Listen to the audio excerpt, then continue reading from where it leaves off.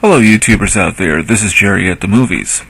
On this show I'm going to discuss briefly George Lucas and the changes he has made to the Star Wars saga for the third time now, for the upcoming Blu-Ray release. Of course, many of you now that will listen to this show post the release will know exactly what I'm talking about. But there have been some rumblings, to say the least, about this new Blu-ray release. Now let's go back in time to 1977. Now George Lucas, who wrote and directed Star Wars, which since then has been known as Star Wars Episode 4, one of the many changes that were made. Anyway, at the time, the special effects were considered revolutionary by critics and audiences too. Now this was 1977, but the only person who was not happy with the effects was George Lucas. He had always said since then that he wishes that there were enhancements that could have been made, that some things should have turned out better. But for what they had to work with, which were models, it was, certainly good enough. Nobody had ever seen lightsabers before 1977, certainly not laser guns, the way they were shown, all those lasers being emitted from laser guns. The land speeder that has no wheels that flies through the desert. I mean, it's just the ship, the Imperial cruiser you see from essentially above you, which is the first shot of the movie. They were tremendous effects. But George Lucas had a limited budget back then, and this was really a major venture, because prior to this he had done American Graffiti, which was a big success. And prior to that, THX 1138, which was not such a big success. So, there was a lot riding on this, and not enough trust. He was working with a British crew who thought all of this looked laughable. Particularly the characters of Chewbacca and the droids and all this other stuff. But the effects at the time were considered revolutionary. In fact, I believe they won an Oscar. So it was really something to see, and it still is. But George Lucas was not quite happy. So, with the original trilogy, he made revisions. So, to celebrate the 20th anniversary of Star Wars in 1977, in 1997, the 20th anniversary, he made some changes. He had re-released the original trilogy in theaters and made changes. Not the least of which is the famous Greedo shot first,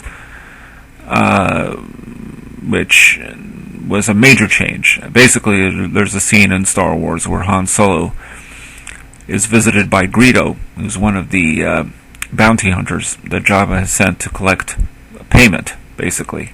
Han Solo owes money. So Han Solo, is played by Harrison Ford, is getting his blaster ready to shoot Greedo. And Greedo is pointing his gun at him already, so it looks like a scene out of a Western, except, in space. And certainly in another planet. Anyway, the point is that Han Solo shoots Greedo. Just out of nowhere, just shoots him. So we accept that. He is a scoundrel. He's a pirate of the skies, if you like. He has that killer instinct. That's what Han Solo has. Well, lo and behold, George Lucas decided to make a change for the 20th anniversary edition, and what he did was he had Han Solo shoot Greedo after Greedo shot him. So basically, Greedo aims at Han Solo's head. It's really bad, just badly done. If you ever have seen this revised version, he shoots at Han's head and misses. Han Solo shoots Greedo, and that's, anyway. So that was a major change. So, because George Lucas, ever the moralist, has a problem with these type of things, particularly the story he created and the character Indiana Jones and Raiders of the Lost Ark. He's always had a problem with the famous swordsman versus the marksman scene, where Indiana Jones confronts a swordsman. The swordsman is doing his tricks with the sword, and Indiana Jones just shoots him. I'm sure had Lucas directed this Raiders of the Lost Ark, he might have done made some changes 20 years later. So this has been a problem. But nevertheless, there were several changes made. But the Greedo shooting Han first was the most egregious. And more changes were made in 2004 when George Lucas made available the original trilogy, where no changes were made, plus the versions where he made some additional changes. I'm not going to get into them, but there were changes made.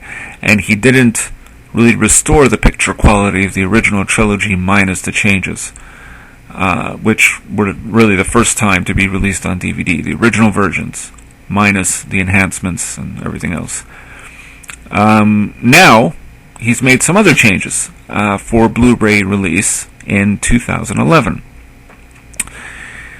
The one that really I don't quite get and why it's been done, and perhaps is the most egregious change, is Darth Vader throwing the Emperor Palpatine into the abyss at the end of Return of the Jedi. Now, basically, what happens is Darth Vader sees the Emperor using his powers, emitting all these electrical charges into Luke Skywalker.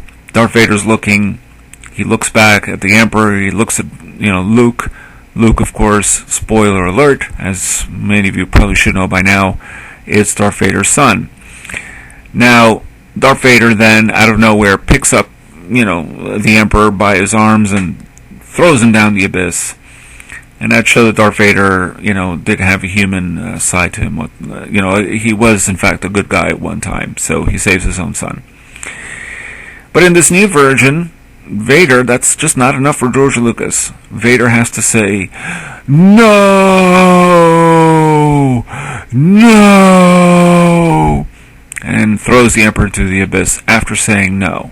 The only reason I think this was done is because what it does is that it circles back to the end of Star Wars Episode 3, Revenge of the Sith, where Darth Vader, when Anakin Skywalker becomes Darth Vader, they, put the whole breathing system into him, the whole apparatus and the helmet.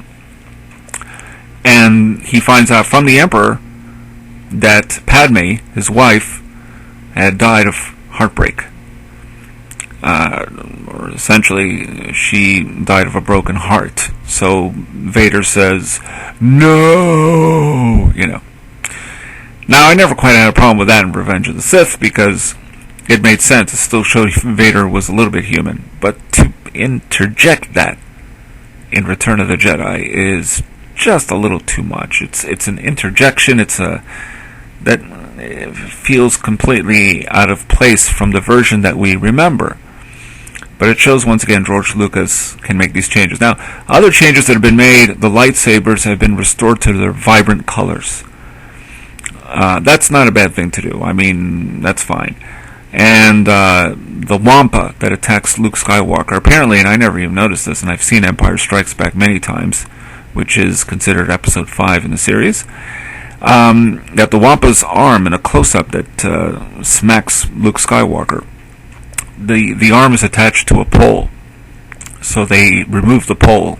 So it's things like that. Episode 1 has an animated Yoda, I guess to keep tie it in with Episode 2 and 3, because the original Star Wars Episode 1, The Phantom-Menace, had a puppet. But I just say to George Lucas, leave this well enough alone. I mean, there's no point in doing this anymore. No more changes. What is the point? Why are you making these changes, I think, is really the key. Now, he himself has said that it's almost like a painter always goes back and fixes a painting or a sculpture or whatever, but in this case, these films are much beloved. He's changed it many times. He's already making yet another change, by the way, which is he's converting the Star Wars saga, all 6 films, to 3D. Which actually is not a bad idea, but again, with these other changes he made for Blu-ray, why? It's just an excuse to go in there and make changes. Now, not to say revisions sometimes aren't needed. Case in point would be when a film director has a vision, and it's tampered with by the studio. And so the version they release is nothing like the original version. Orson Welles has been through this a few times in his during his lifetime. In particular, Touch of Evil. I can understand that. You go back, you make your director's cut, the version that you wanted to make. Richard Donner did that with Superman 2, for example. So on and so forth. But when it's like a Spielberg situation with E.T., where you go back after 20 years, for some reason 20 is a magic number, and you make these changes, it just smacks of not just commercialism, but needless enhancements, needless revisions. I often find that a film director, when they work on films, they learn from their mistakes. They don't go back and make changes that, unless it's really just such an obvious error, you don't go back and make changes. You just let it go. And that's what George Lucas should have done. He should have taken a page from Martin Scorsese, who is my favorite American film director. Martin Scorsese, according to the commentary I heard for Goodfellas, the commentary track in the DVD, Martin Scorsese was sitting next to a producer watching Goodfellas at a premiere. And as he's looking at the opening scene, Scorsese is saying, I wish I made that change and this change. Oh, look at this and that. Oh, I could have changed that. Orrin Winkler says to him, listen, Marty, it's over. It's done.